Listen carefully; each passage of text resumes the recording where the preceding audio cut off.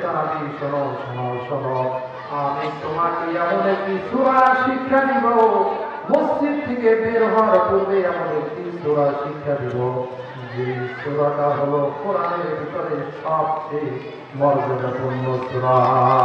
সুবহানাল্লাহ। যে সূরাটা হলো কোরআনের ভিতরে সবচেয়ে মর্যাদাপূর্ণ সূরা।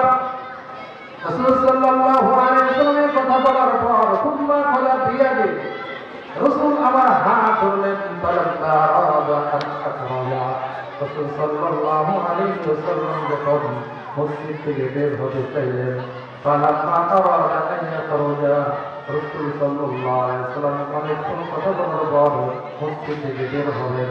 তখন রাসূল সাল্লাল্লাহু আলাইহি ওয়াসাল্লামকে আমি বললাম, ইয়া রাসূলুল্লাহ, قلت له ألم تكن لأعلمنك سورة هي أعظم السور من القرآن। নবী আপনি না বলেছেন আমাকে একটা দামি সূরা শিখাবে? নবী আপনি না বলেছেন আমাকে একটা মর্যাদাপূর্ণ সূরা শিখাবে? আমার সূরা রাসূল সাল্লাল্লাহু আলাইহি ওয়াসাল্লাম বলেন, বলো আলহামদুলিল্লাহি রাব্বিল আলামিন।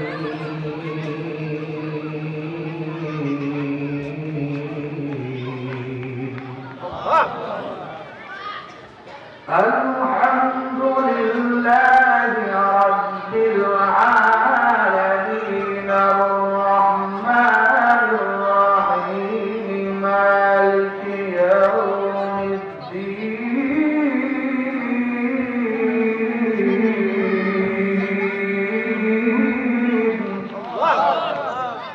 রাসূল সাল্লাল্লাহু আলাইহি ওয়াসাল্লাম বলেন, তিনি বলেন আলহামদুলিল্লাহি রাব্বিল আলামিন, কারণ এটা এমন এক সূরা ইয়াশরাবুল মাসানি ওয়াল কুরআনুল আযীম আল্লাযী উতিতুহু। এই সূরার ভিতরে 7টি আয়াত রয়েছে। এই সূরার ভিতরে 7টি আয়াত রয়েছে। এটি বড় দামি সূরা। এই সূরাটা এমন দামি, রাসূল সাল্লাল্লাহু আলাইহি ওয়াসাল্লাম এই সূরার অপর একটি নাম রয়েছে সূরাতুশ শিফা। এই সূরার অপর একটি নাম রয়েছে সূরাতুশ শিফা। বুখারী শরীফের 5007 নম্বর হাদিস। রাসূল সাল্লাল্লাহু আলাইহি ওয়াসাল্লামের সাহাবী আবু সাঈদ আল-খুদরি রাদিয়াল্লাহু তাআলা তিনি বলেন, আমরা সফরে ছিলাম, আমার অবস্থায় প্রতিমধ্যে আমরা অবতরণ করলাম। অবতরণ করার পর ওই গোত্র থেকে একজন নারী এসে আমাদের নিকট আসলো। এসে বলতেছে, আমাদের যে গোত্র প্রধান রয়েছে, আমাদের যিনি সরকার রয়েছে, ওই সরকারকে সাপে আঘাত করেছে, সাপে কেটেছে। তোমাদের ভিতরে এমন কেউ কি আছে যে ঝাড়ফুঁক করবে? তোমাদের ভিতরে এমন কেউ আছে যে ঝাড়ফুঁক করবে? এমন কোন ব্যক্তি আছে কি? সাল্লাল্লাহু আলাইহি ওয়াসাল্লামের সাহাবী কাহাল মিনকুম রাকিন, মহিলা এসে বলতেছেন, কাহাল মিনকুম রাকিন, তোমাদের ভিতরে এমন কোন ব্যক্তি আছে কি যে ঝাড়ফুঁক করবে?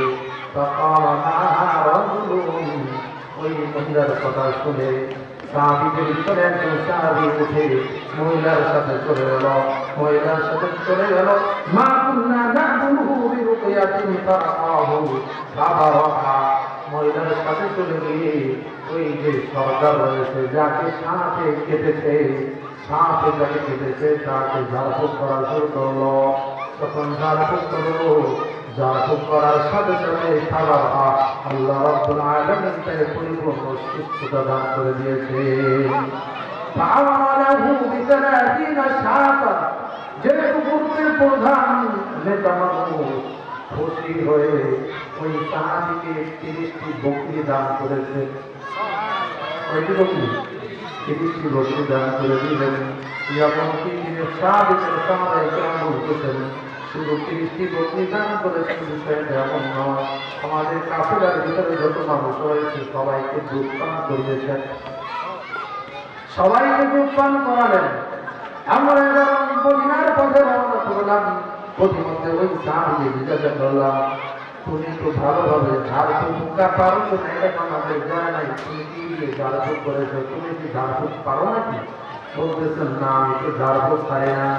তাহলে কেমন কি ঝাড়ফুঁক ধরলে বলতে আমি ঝাড়ফুঁক করেছি উম্মুল কিতাব, কিতাবের মা অর্থাৎ সূরাতুল ফাতিহা, সূরা ফাতিহা পড়ে পড়ে আমি ফুঁক দিয়েছি।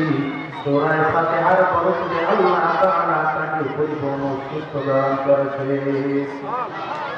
এই কথা বলার পর অন্যান্য সাহাবায়ে কেরাম বলতেছেন, এখন তোমার কিছু বলবো না, এই যে বকরিগুলো হাদিয়া দিয়েছে, হাদিয়া আমাদের জন্য জায়েজ হবে কিনা এটা নবীর কাছে জিজ্ঞাসা করবো।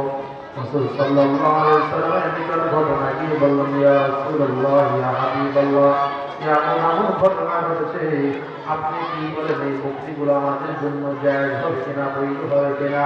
রাসূল সাল্লাল্লাহু আলাইহি ওয়াসাল্লাম বলেন, ও মুসলিম ওয়াজিবুলি সাহমান, হে আমার সাহাবাই, তোমরা কাজ করো, এই বকরিগুলো তোমরা নিজের মাঝে বন্টন করো, আমার জন্য একটা অংশ রেখে দাও। সুবহানাল্লাহ।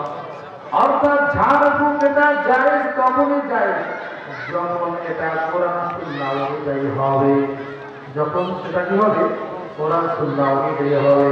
কারণ কোরআনের ভিতরে এমন কোনো জিনিস নাই যা বান্দার উপকারে আসে না, কোরআনের ভিতরে এমন কোনো জিনিস নাই যা বান্দার কোনো উপকারে আসে না। সমস্ত জিনিস কোরআনের ভিতরে রয়েছে, বান্দা যা চায় আল্লাহ কোরআনের ভিতরে সেটা রেখে দিয়েছে।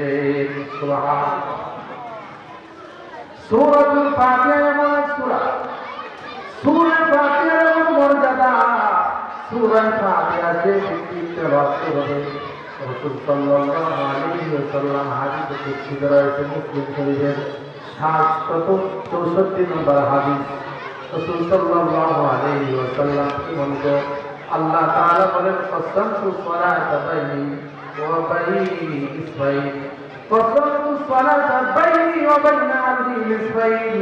সূরা ফাতিহা এমন একটি সূরা, আল্লাহ বলেন সূরা ফাতিহা এমন একটি সূরা যেটা আমার মাঝে এবং বান্দার মাঝে অর্ধেক অর্ধেক। সুবহানাল্লাহ।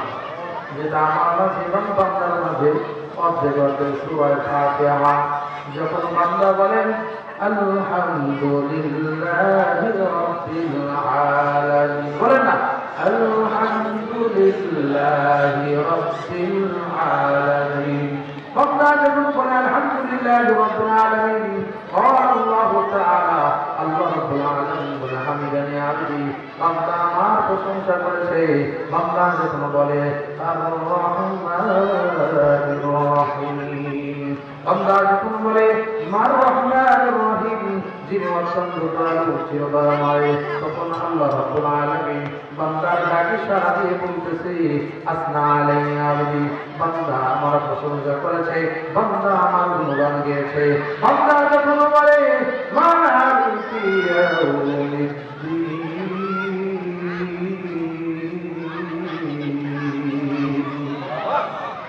আল্লাহ রাব্বুল আলামিন বলেন ফাকাল তাআলা ওয়া রাব্বুল তাআলা, আল্লাহ রাব্বুল আলামিন বান্দার প্রতি উত্তরে বলতেছেন মাসজাদানি আবদি, বান্দা আমার মর্যাদা পূর্ণ গুণ বর্ণনা করেছেন, বান্দা আমার মর্যাদা বর্ণনা করেছেন, প্রশংসা করেছেন, আমার মহত্ব নিয়ে কথা বলেছেন, আমার মহত্ব প্রকাশ করেছে। বান্দা যখন বলেন ইয়া কালাবু, বান্দা যখন বলে ইয়াকা নাবুদু ওয়া ইয়াকা নাস্তাঈন,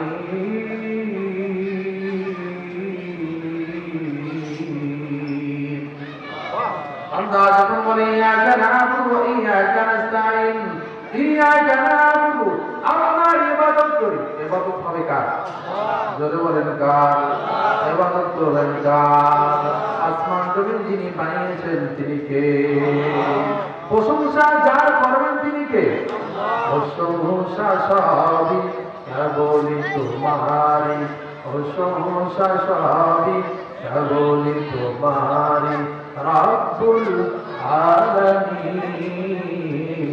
দয়ালু মেহেরবান করুণায় অপরা, দয়ালু মেহেরবান করুণায় অপরা, আর কেউ নেই তুমি মালিক শেষ বিচারের দিন, শেষ বিচারের দিন, শেষ বিচারের যিনি মালিক হবেন তিনি কে?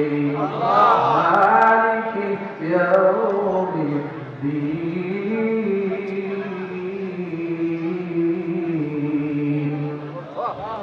বান্দা যখন বলে ফিরনা কোয়ালাম দুনিয়াকা না'বুদু ওয়া ইয়াকা নাস্তাঈন, রব আপনার ইবাদত করি, আপনার কাছে সাহায্য চাই। যখন বান্দা বলে ফাইয়া কোয়ালাম আবদু, বান্দা যখন বলে ইহদিনাস সিরাতাল মুস্তাকিম সিরাতাল লাযীনা আন'আমতা আলাইহিম গায়রিল মাগদুবি আলাইহিম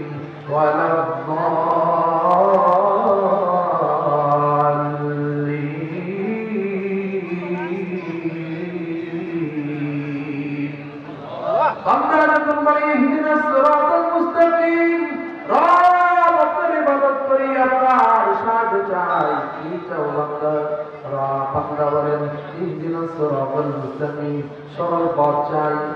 কি পথ? কথা বলেন, কি পথ চাই? সরল পথ চাই। তোমার যে পথে ওলি নবী রাসূল চলে গেছে, সিদ্দিক সুহাদা চলে গেছে, সেই পথ চাই। ইহদিনাস সিরাতাল মুস্তাকিম সিরাতাল লাযীনা আন'আমতা আলাইহিম, ওই লোকদের পথ চাই যাদেরকে আপনি নিয়ামত দান করেছেন। সিরাতাল লাযীনা আন'আমতা আলাইহিম গায়রিল মাগদুবি আলাইহিম ওয়ালাদ-দাল্লিন।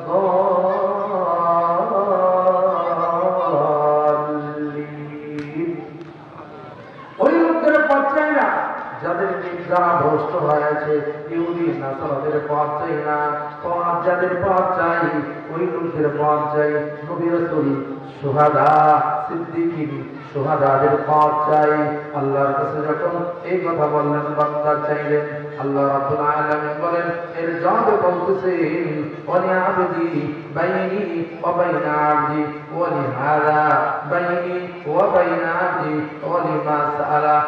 রাসূল সাল্লাল্লাহু আলাইহি ওয়াসাল্লাম আল্লাহ রাব্বুল আলামিন বলেন, বান্দা যেটা চায়, ওটা যা চায় তার চাইতে দেরি আমি বান্দাকে ওই পর্যন্ত সেটা দিতে দেরি করি না। যখন বান্দা সূরা ফাতিহা পড়ে, পরে কি বলে? আমিন। কি বলে? বলে না, কি বলে? বান্দা সূরা ফাতিহার শেষে বলে আমিন।